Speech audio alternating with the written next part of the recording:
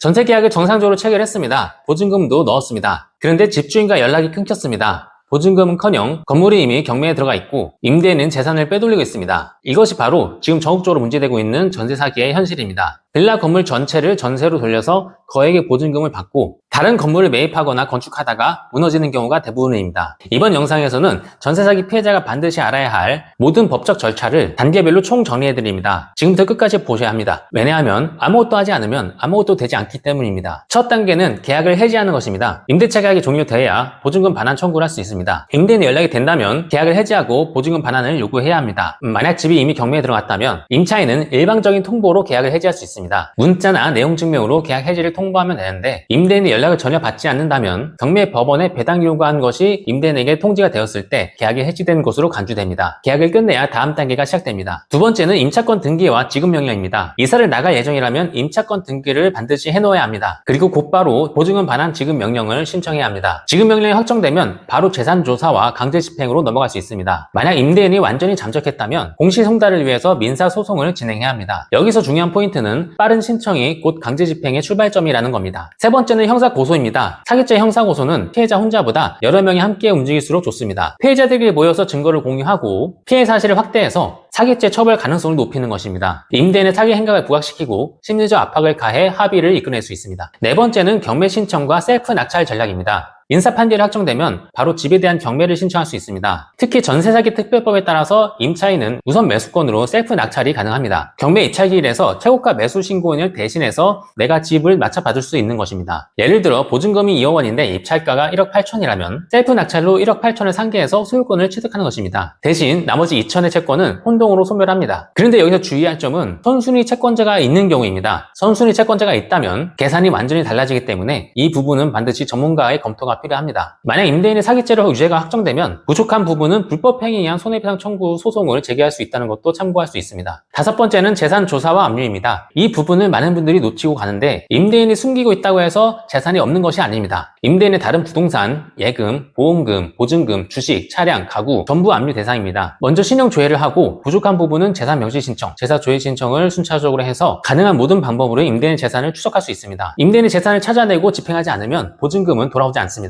여섯 번째는 사인이 취소 소송입니다. 임대인이 재산을 가족이나 친인척 명의로 빼돌렸다면 그 재산을 돌려놓을 수 있습니다. 부동산 등기부 등본이나 계좌 내역 등을 통해서 빼돌린 부분을 잡아내야 합니다. 필요하다면 강제집행 면탈죄의 형사 고소도 고려해야 합니다. 재산 빼돌리기는 법으로 막을 수 있는 것입니다. 일곱 번째는 중개인과 공제에 대한 손해배상 청구입니다. 공인중개사는 권리관계를 설명할 의무가 있습니다. 계약할 때 믿었던 중개인이 사실은 책임을 회피하는 경우가 많습니다. 중개인은 다세대 주택인 경우에는 공동 근저당권 때문에 다가구 주택인 경우에는 소은순위 보증금 때문에 보증금을 전부 돌려받지 못할 수 있다는 점을 반드시 설명해야 합니다. 중개인의 설명 일부 위반이 인정되면 법원은 중개인에게 손해액의 30% 내외 정도의 손해배상 책임을 인정합니다. 이때 반드시 공제회나 보증보험사를 함께 피고로 해야 합니다. 다만 공제회 등은 연간 한도가 2억 원이기 때문에 빠른 조치가 필수입니다. 전세 사기를 당했다면 절망스럽습니다. 그러나 방법은 있습니다. 정리하면 계약 해지, 임차권 등기 및 지급명령, 형사 고소, 경매 셀프 낙찰, 재산 조사 및 강제 집행, 사행위 취소, 중개인, 공제회 등에 대한 손해배상 청구, 이 단계들을 모두 밟으면 적어도 할 수 있는 한도에서 보증금을 지켜낼 수 있습니다. 또한 추후 상대방에게 소득이 발생하거나 재산이 발생하면 다시 재산 조사를 해서 강제 집행하는 것을 미리 대비해 둘 수도 있습니다. 당신의 잘못이 아닙니다. 지금부터 어떻게 대응하느냐가 가장 중요합니다. 믿을 수 있는 건 결국 법입니다. 법이 당신의 편이 되도록 지금 이 순간부터 행동하십시오. 오늘 영상이 도움이 되셨다면 구독과 좋아요 부탁드립니다. 앞으로도 부동산, 채권 추심, 재산 회복 전략을 알려드리겠습니다. 지금까지 정혜능 변호사였습니다. 감사합니다.